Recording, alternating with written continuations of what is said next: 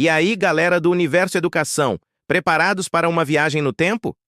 Hoje, a gente vai desembarcar na Grécia Antiga para desvendar os segredos de duas cidades que marcaram a história da humanidade: Atenas e Esparta. Parece que elas viviam no mesmo mundo, mas eram tão diferentes quanto o dia e a noite. Então, se ajeita na cadeira, pega seu caderno porque essa aula vai ser épica e cheia de dicas para você gabaritar sua prova. Vamos começar imaginando a Grécia Antiga. Não era um país unificado como o Brasil, mas um monte de cidades independentes chamadas de polis ou cidades-estado. Cada uma tinha seu próprio governo, seu exército e suas leis. E entre todas elas, duas se destacavam: Atenas e Esparta. Elas eram as superpotências da época, as grandes rivais que vão nos ajudar a entender muito sobre política, sociedade e cultura. Primeira parada, Esparta. Quando você pensa em Esparta, o que vem à mente? Guerreiros, certo? E você está certíssimo. A vida em Esparta girava em torno de uma única coisa: formar os soldados mais fortes e disciplinados de toda a Grécia. A cidade ficava numa região chamada Lacônia, um vale fértil, mas isolado por montanhas.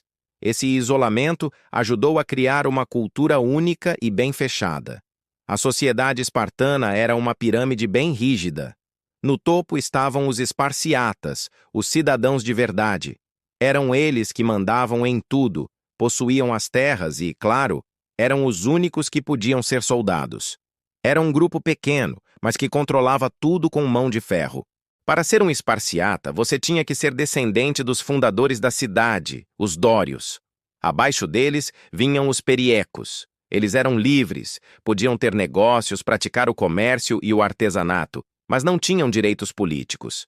Viviam ao redor de Esparta e, em tempos de guerra, até ajudavam o exército. E na base da pirâmide, coitados, estavam os ilotas. Eles eram a imensa maioria da população e eram servos do Estado. Não eram exatamente escravos que podiam ser vendidos, mas estavam presos à terra que cultivavam para os esparciatas. Viviam sob constante vigilância e opressão, porque os esparciatas morriam de medo de uma revolta ilota. Agora, a parte mais famosa: a educação espartana, a agogê. Desde os 7 anos, os meninos esparciatas eram tirados de suas famílias e levados para viver em quartéis. A vida lá era dura, muito dura. O objetivo era criar soldados perfeitos. Eles aprendiam a lutar, a suportar a dor, o frio e a fome. O lema era: volte com seu escudo ou sobre ele, ou seja, vença ou morra tentando. Intelecto, arte, filosofia, isso era considerado perda de tempo em Esparta. O importante era a força e a obediência cega ao Estado. E as mulheres espartanas? Surpreendentemente, elas tinham mais liberdade que em outras cidades gregas, inclusive Atenas. Como os homens viviam para a guerra, eram elas que administravam as propriedades. Elas também recebiam treinamento físico, porque acreditavam que mulheres fortes gerariam filhos fortes, os futuros guerreiros de Esparta. O papel delas era claro: ser mãe de soldados. Politicamente, Esparta era uma oligarquia, que significa governo de poucos. Tinha 2 reis, que vinham de 2 famílias diferentes. Eles lideravam o exército e tinham funções religiosas. Mas quem mandava mesmo era um conselho de anciãos chamado Gerúsia, formado por 28 homens com mais de 60 anos, mais os 2 reis. Eles criavam as leis. E tinha também o Eforato, 5 magistrados eleitos anualmente que fiscalizavam tudo e todos, até mesmo os reis. Era um sistema complexo, feito para manter a tradição e a ordem a qualquer custo. Agora vamos pegar um navio imaginário e navegar até Atenas. Que diferença! Se Esparta era a cidade da guerra e da disciplina, Atenas era o berço da filosofia, da arte e, o mais importante, da democracia.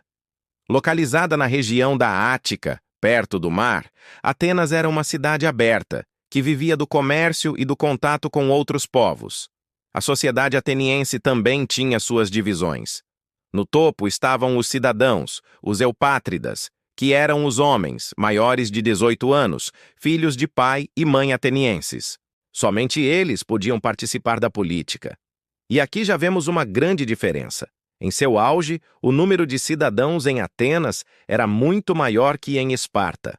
Abaixo deles estavam os metecos, os estrangeiros que viviam e trabalhavam em Atenas.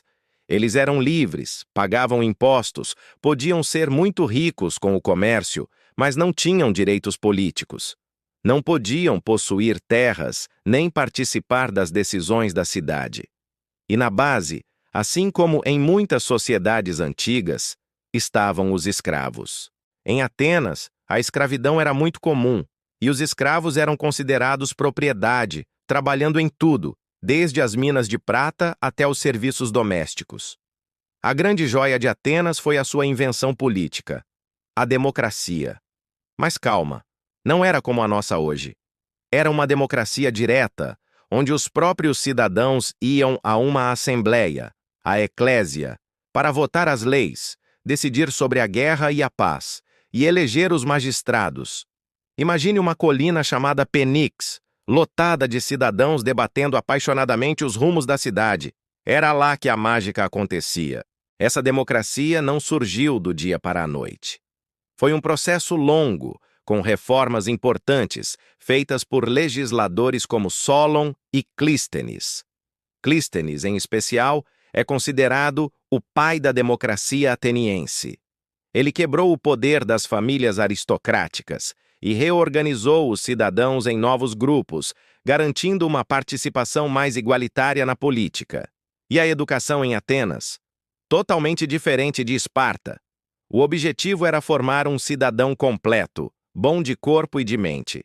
Os meninos aprendiam a ler, escrever, fazer contas, música e, claro, a praticar esportes. Mas o mais importante era aprender a retórica, a arte de falar bem em público. Afinal, como você ia convencer os outros cidadãos na eclésia se não soubesse argumentar? A filosofia floresceu aqui, com gigantes como Sócrates, Platão e Aristóteles questionando tudo sobre a vida, o universo e a política. O teatro, a arquitetura, a escultura, tudo em Atenas respirava cultura e conhecimento.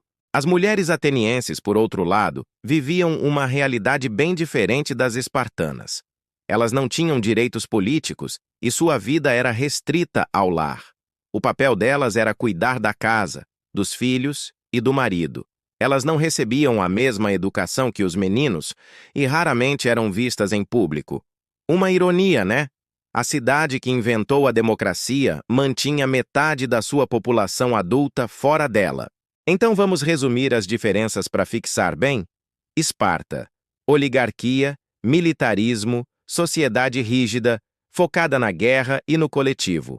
Educação para formar soldados. Mulheres com mais liberdade. Atenas: democracia para os cidadãos, valorização da filosofia e das artes, sociedade mais aberta ao comércio, focada no indivíduo e no debate. Educação para formar cidadãos completos. Mulheres confinadas ao lar. Essas duas cidades-estado, com seus modelos tão opostos, não apenas competiram pela liderança da Grécia, mas também lutaram juntas contra inimigos comuns, como os persas nas guerras médicas. Mas a rivalidade era tão grande que acabou explodindo na Guerra do Peloponeso, um conflito devastador entre Atenas e seus aliados contra Esparta e os seus.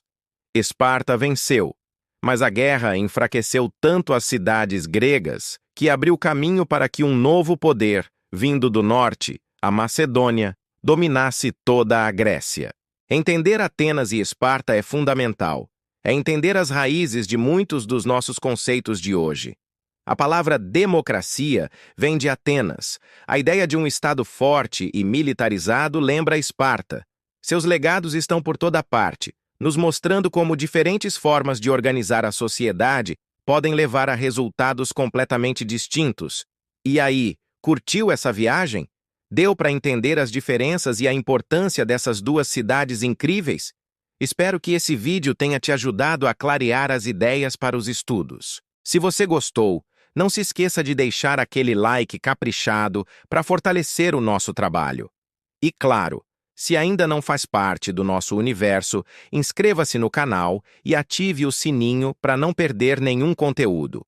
Compartilhe esse vídeo com aquele seu amigo ou amiga que também está ralando nos estudos. Deixe aqui nos comentários. Se você pudesse viver em uma dessas duas cidades, qual escolheria? Atenas ou Spa? Quero ver o debate de vocês.